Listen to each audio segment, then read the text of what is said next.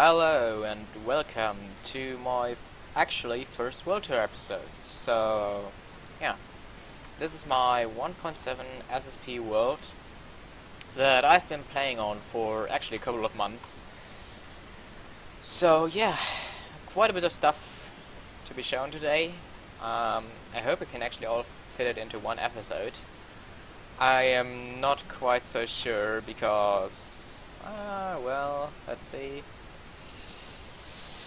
The other recording I have done was like 16 minutes and was showing only half the stuff I actually had done because I had to scrap that anyway.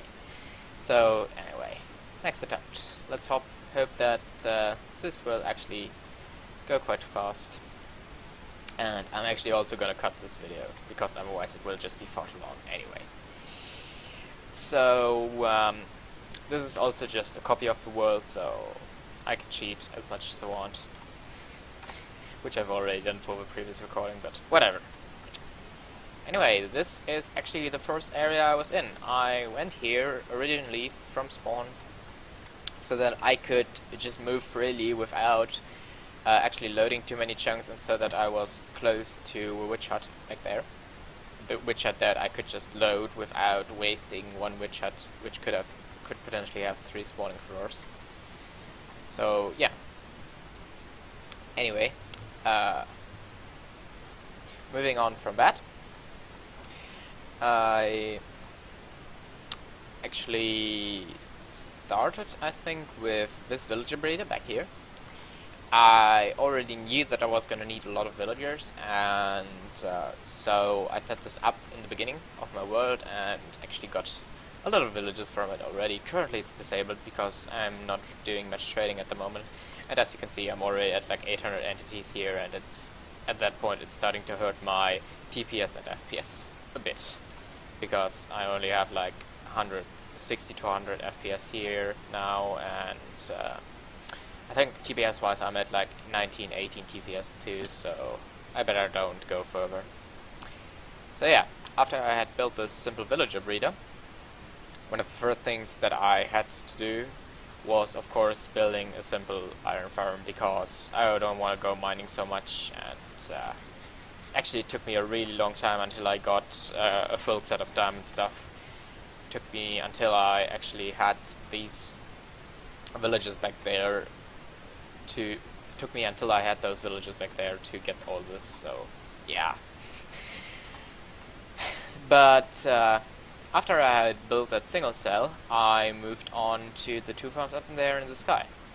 So one of them is just a super simple mob farm with a shifting floor. I don't like the mob AI based ones, and I hate spawner farms, because they never tend to work out for me. I don't know why. I must be doing something wrong, but oh well. Anyway, this worked for me. So the main purpose of this farm actually was to give me arrows. And those arrows were used in some TNT tubes that I actually set up above this hole here, which contains my slime farm. I didn't set them up terribly well, because I didn't calculate that there would actually be always 1 block removed when a TNT drops down, so there was actually quite some stone left that I had to take out with a pickaxe. So yeah, digging this hole took like 6 hours, I think. So yeah, I reclaimed the entire redstone from this whole thing, so you can't see any of the dispensers and stuff. But yeah, I built a slime farm here, and it actually has given me a lot of slime already. I think this gave me like 2.5 double chests already, so it's really running quite well. And one of the main things I needed all the slime for was also the reason for me to build the spider farm up there, which is just a really simple design too. It's basically one like TL's, with the difference being that I've not used the stupid dispensers, but instead just pistons. The layout isn't as smart as, for example, Ray has it, but it worked out for me. I had plenty of pistons and stone at the time, which wasn't always the case during my time in this world, but yeah.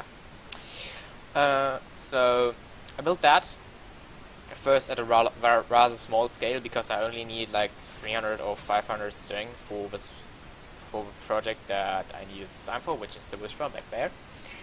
So afterwards I expanded that too, because I needed a couple of double chests of string. Actually, I think I needed in total so far like 7 double chests of string, so yeah, I got that.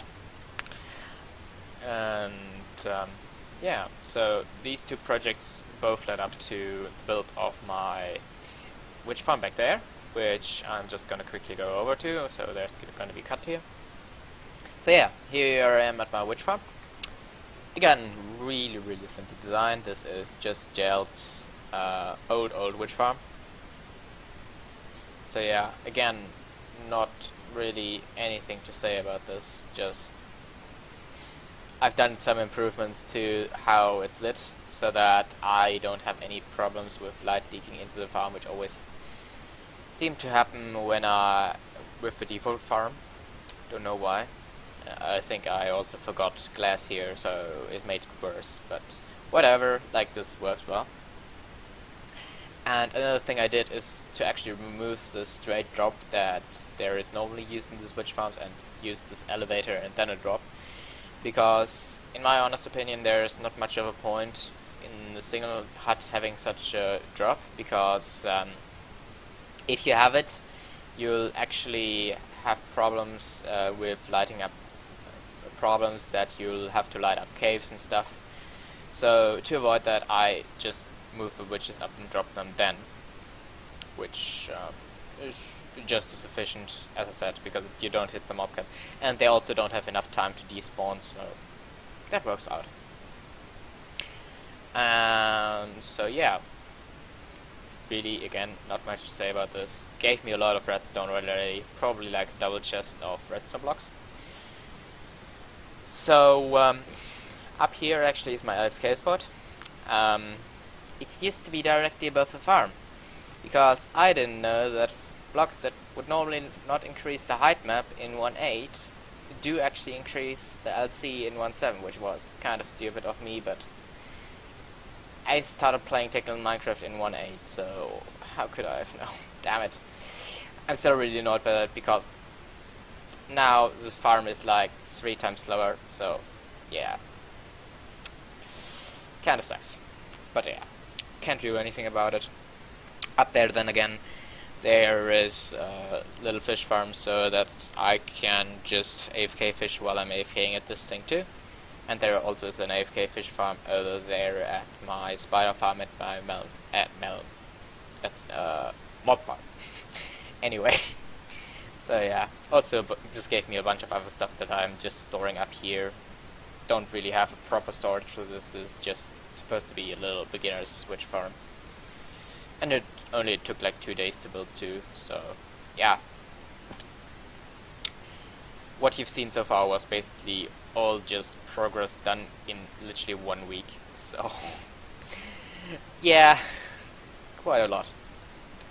Anyway, from there I went on to collecting blocks for my actual iron farm, but I didn't start by actually building the iron farm then. Oh yeah, now the beacon effects are kicking in too. I don't have any beacons there yet. So, but instead, the first thing I did after I had done that, then I built the sugarcane farm over there, or better say, a quarter of it, because I actually expanded this afterwards, after I already had the what's it called, iron farm, and later on when and early on too, when I noticed, oh, I'm not getting enough paper from this to trade with my villagers. I actually didn't have such a good villager at the time. There I just had a villager which in the second glass slot had the glass trade, but now I have 2 villagers which have the 24 paper trade in the second glass slot. Second glass because the chance of actually unlocking the last slot for such a paper villager, which is normally gold, is like 0.025% or something like that. I'm not even quite so sure. Don't know the exact number by heart, but yeah. Anyway, I went on to building this farm, and I later on expanded to 2. And another thing that I actually built is a pumpkin tower, which was modified by Mango, but it's actually still the pre-1.9 design, so yeah. Again, really not much to say about this, just that I have some additional farmland here so that none of the I have a higher growth rate in this farm than in the usual melon and pumpkin tower. So yeah, works really well. Has given me far too many melons and pumpkins. I have like 20 double chests of that stuff sitting around, and I only have a use for maybe a double chest in the future, so yes, that's a little annoying. I guess I'm just keeping them for once I update to 1.8, which I will do at some point, and I will also update to 1.9 or 1.10, depends. I guess it's the same thing. But for the time being, I still have so much stuff to be... And there's still so much stuff to be done in 1.7 that I want. So yeah. And that's already most of the project in this area. Then again, there is just a fish farm that I added later on. There is a rail tube I added later on. There is... what is this? Oh, that's a nano farm that I actually built really early on and must have forgotten about, but whatever. Oh yeah, and here, dark oak leaf breaker. Well, works for any leaf, but whatever. And up there in the sky, you might be able to see my little ice tray. I just needed some ice, I think, like a double chest or so, and I couldn't really be bothered to build a proper ice farm, so I just go there occasionally, collect some ice, and it gets me plenty. So yeah. What else is there to be shown here?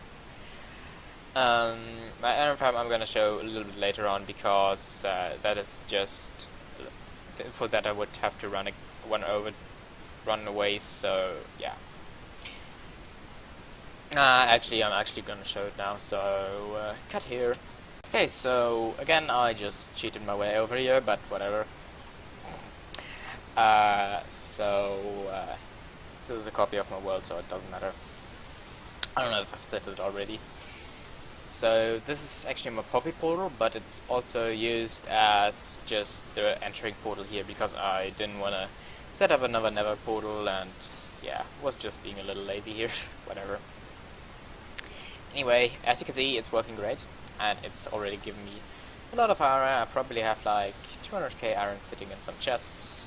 By the way, I am allowed to use as many macros as I want to in this world. I can do whatever I want. So I'm actually just using an iron crafting macro that I made to craft iron in this farm. So yeah, it's also just a really simple storage system here. Can just break the chests and move it with a water bucket, because that's just the easiest for a big storage. Because this is like 500k of iron storage, and yeah. As you can see, my poppy sorter isn't working too great either, but whatever, that does really not matter, because you can just pick up the poppies, and it's really not that many either, so yeah. Lots of iron here. Too much iron here. And, oh, I've not even mentioned which design that is. This is Panda's IPU, and I'm actually the first person to know that I know to build this. Panda doesn't know anyone who has built it either, but yeah. I guess it's also nice. So, 128 villages, roughly 5,200 iron per hour. So yeah. Again, not much to say about this. Iron golem spawn pads, 80 villagers, 4 iron golem cap, 99.97% efficiency, I think something like that. Whatever. Yeah, that's this part done, and now moving on to the other projects that I did in my main area that I've not shown yet. So yeah.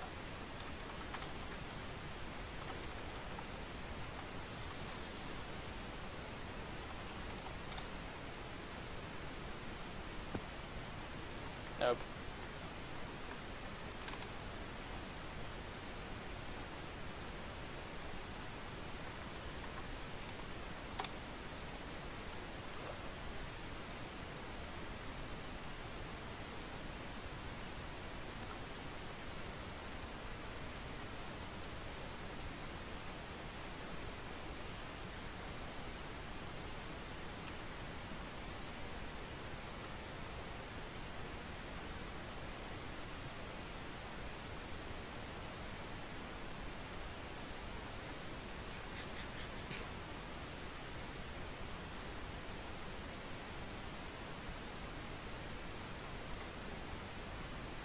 So now, back in my main area.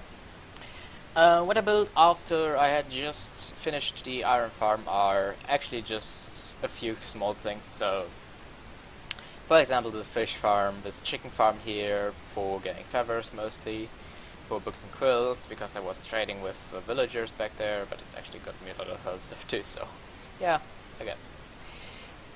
This mushroom farm, which is not working so great because it's just terribly slow, and oh well, it does not really matter much. Mushrooms are not very useful. Anyway, so yeah, just a bunch of small things. Oh, and this thing that is actually quite important. That is my main villager training place. Hall. Not really a hall, but oh well. So I have, first of all, like 8 different categories of villagers. So this is potentially with perfect trade, for redstone, for battles of chatting, or for free glowstone already. So these are for once I upgrade to 1.8 villagers that have multiple redstone trades, for example. That would come in handy, because then I could just trade redstone much faster. And also these have the advantage that they don't get fully locked up as easily. And then I have the 1.8 perfect villager, potentially 1.8 perfect villagers. That means that's villagers that potentially have a trade for an unenchanted diamond tool in the first slot with a perfect price. Then I have perfect 1.8 iron villagers, so 8 iron in the first slot. And then I have potentially perfect iron for 1.7, which is just the villagers that might have iron trade in their last slot, and this is perfect glass villagers. Well, it's a villager at the moment, because I've gotten unlucky with these. It's the villagers that have 5 glass in their first slot, because glass trading is actually not that inefficient. Can't access the villager. Good positioning. Anyway. But yeah, I've built this trading hall, and yeah, just Machine's design. It's slightly messed up because I actually fell into there and moved the villagers a little, so yeah, they are not perfectly aligned really. But oh well, it's not a big deal. Oh, and also there's this iceway for transporting paper over here, because these are my 2 villagers which have 24 paper in the last slot. So yeah. But then there's a bunch of villagers which have various different interesting traits. So yeah, quite useful. And I've also actually already done some attempts for getting a perfect for getting a iron villager with iron in the last slot, so I've stopped trying to trade with these after I reached iron trade. So yeah, this is actually my 18th attempt, and I took all my emerald blocks I had at the time, so that's why I expanded this farm further. And yeah, I also have a macro for crafting all the paper and trading it, and also trying to get this these villagers to have iron in the last slot took quite a lot of work. So I have like 3 double chests of diamond stuff here. So yeah. Yeah. Okay. So then what else is there to be shown in this area? I think I'm mostly done. Oh. Well, the most obvious thing I forget. So this is my main storage area. It's actually a multi-item sorter, because I didn't want to build a proper item sorter yet, and for the most part it's actually just a multi-item sorter to keep me from just dumping stuff into random chests. Like this is well sorted, so for example I have never... This was easier to see when I was still on Crate Pro. Vegetables, never, slimes and dyes. But yeah. So this contains various different nether items, dye, slime. So yeah, 1 second, I'm being called. Okay, so I'm back again. So yeah, multi-item sorter. and then some manual bulk storage. As I said, I found too many pumpkins. However's dark oak wood needed a double chest of that for the future, but yeah, again, not much to say about this. So yeah, what else? What else?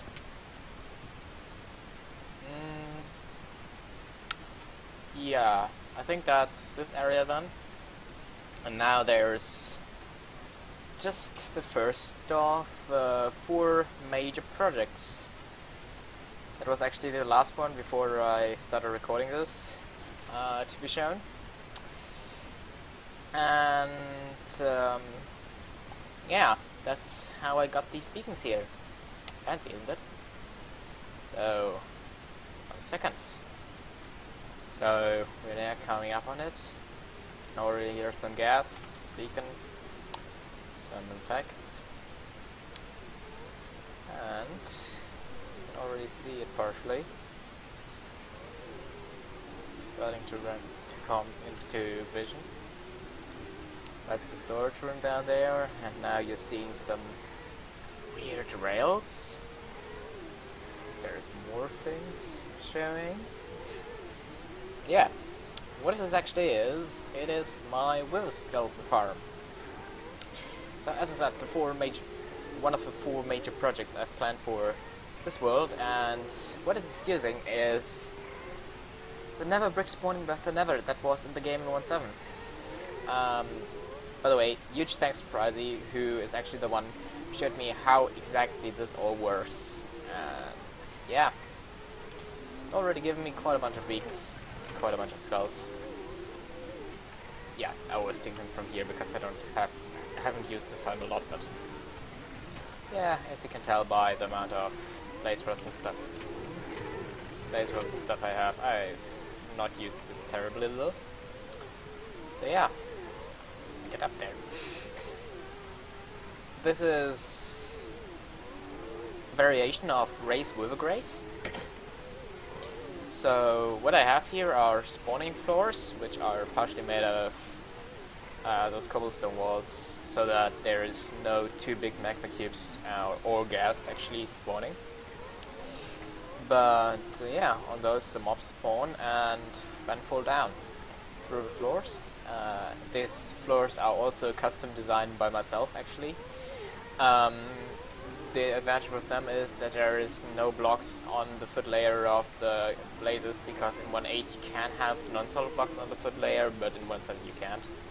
So yeah, and then there's just the ghasts, and oh, and also there's these side sections, because I had to basically double up the size of the farm, because my LC is 4 times as high as the height map was in Ray's farm, but the spawning in 1.7 is for some reason actually twice as efficient. So that sums up to actually needing a twice as big farm. So yeah, and I guess I'm gonna turn this thing on once I've grabbed a rooting sword. Yeah, some real skeleton skulls that I have in addition here, too, and some soul sands that I've collected, and some stuff that I've already made. Just this farm is giving me tons of XP. Yeah. And I generally take off my helmet in this farm because that's not infinitely repairable, unlike my armor that I'm just repairing at the site all the time. So let's turn it on. But this time it doesn't mess up, because sometimes it messes up somehow and I have to readjust the ghasts a little. So let's have a check. 1 second. Underneath is running for a little. So if I check.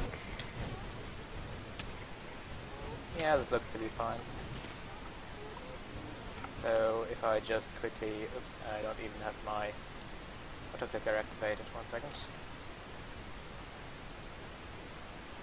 Right click. So now, that's right click, not left click. Yeah. So I can just use the farm button. As I said, it's giving me lots of XP too, and you should go into F5 mode, because otherwise you'll be swarmed by XP. So, yeah.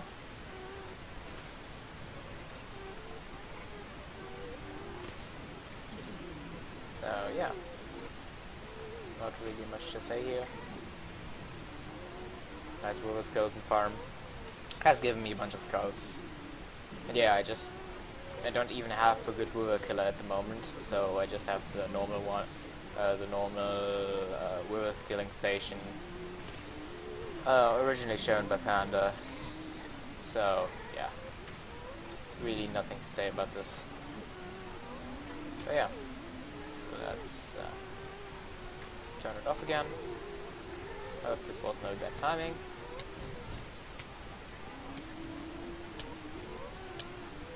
So yeah, I think this was the last batch.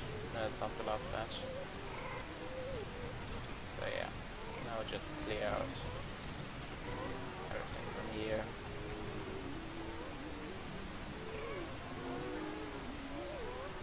So yeah, and that was the last project to be shared today, basically. So I can just dump off the items here into the sorters here, here and here, yeah, great. Anyway, so yeah, really nice farm. I guess I'm gonna show it from Creative Mode 2. Did it work out well? Excellent. Yeah, looks like it.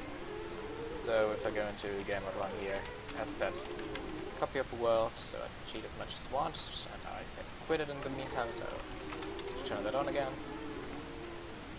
Oh, by the way, this is just all made out of glowstone, because glowstone is much cheaper than stone for me at the moment.